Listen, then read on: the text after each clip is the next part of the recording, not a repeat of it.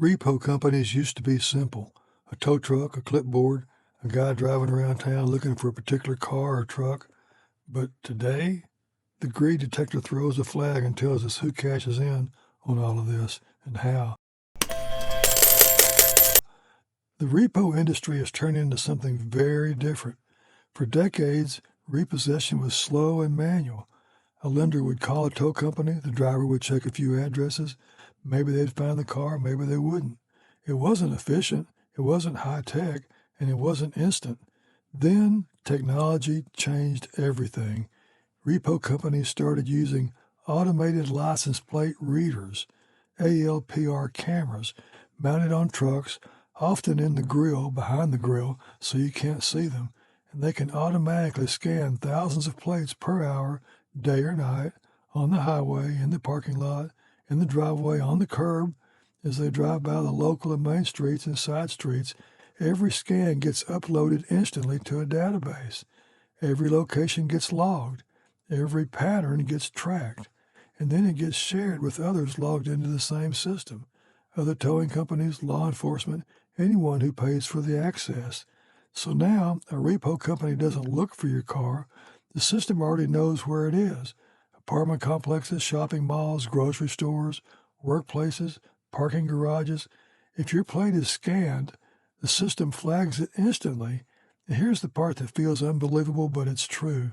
License plates are considered public information, so scanning them is completely legal. Storing them is legal. Selling the data is legal. And repo companies are considered agents of the lender, so they don't need a court order. They don't need a judge. They don't need permission. If the lender says go, the repo truck rolls. And because the borrower signed a contract, the law says this practice is absolutely allowed, even though the technology being used today didn't exist when those laws were written. Repo companies don't just make money from towing cars.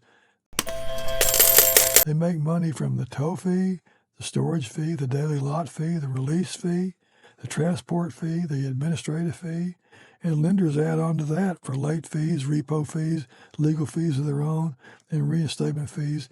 It's a stacked pyramid built on people who are already struggling. And here's the twist most people don't know.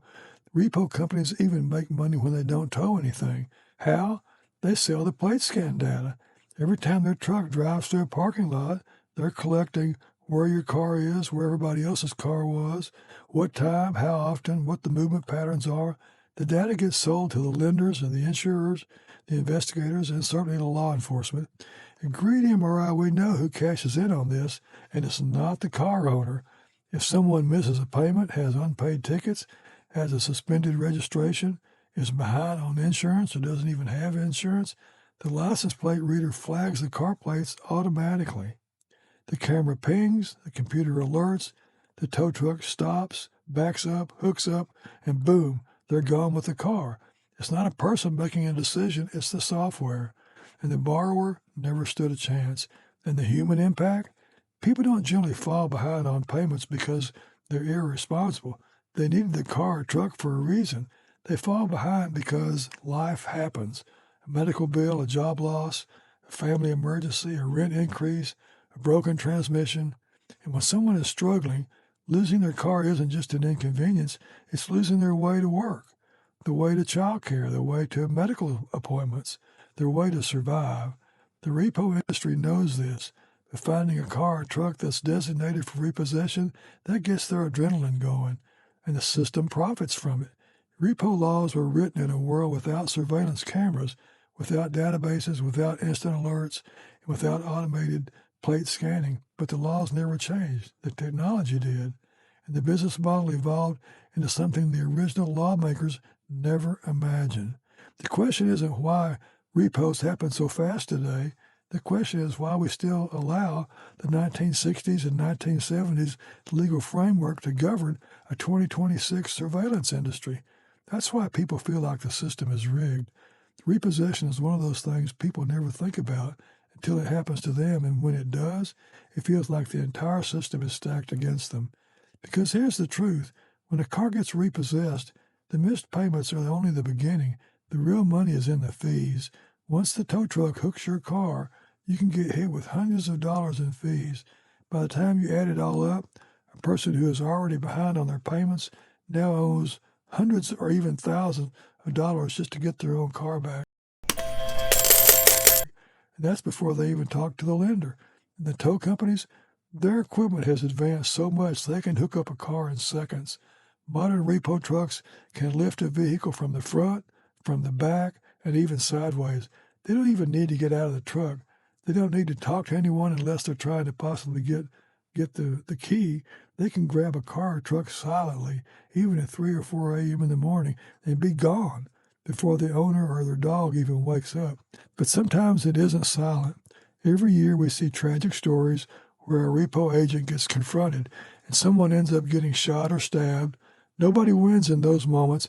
It's a dangerous job built on desperation, anger, predation to some extent, and fear colliding in a driveway at midnight.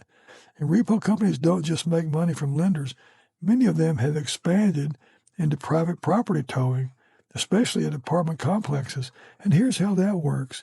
Tow companies convince apartment owners to require parking permits, a way to generate extra income, little stickers on the windshield, or hang tags. Then the tow companies patrol the lot daily looking for violators. If one is found, they can tow the car right then and there, charge a fee, and split the money later on with the property owner. It's not about safety. It's not about order. It's not about revenue. It's the almighty dollar. And once again, the people who can least afford it are the ones who have to pay. But here's the part no one talks about, because they don't fall behind on car payments because they're irresponsible. They fall behind because life hits them. A medical bill, a job loss, a divorce, a repair they can't afford. And once they're behind, the system doesn't help them catch up. It pushes them further down. The repo industry is built on that pressure. It's built on the idea that if someone is struggling, you can charge them more and more and more. In worst cases, the fees don't get paid. That's no problem. The car or truck ends up at the local auction, and the tow company profits from the sale for that. And that's why repossessions feel so cruel, because they don't just take your car, they take your ability to work, to get to appointments, to take your kids to school or to the doctor. They take the one thing that you need to get back on your feet, and the system profits from every step of it. This is why people feel the system is rigged, because when you're down, the fees go up. When you're struggling, the penalties get bigger. And when you're desperate, the system sees an opportunity. At Greed MRI, we scan the world for hidden greed. Often it's not hidden at all. Join us every day for our short and long videos on key topics. Thanks very much for watching, and subscribe to our channel for free on YouTube at Greed MRI.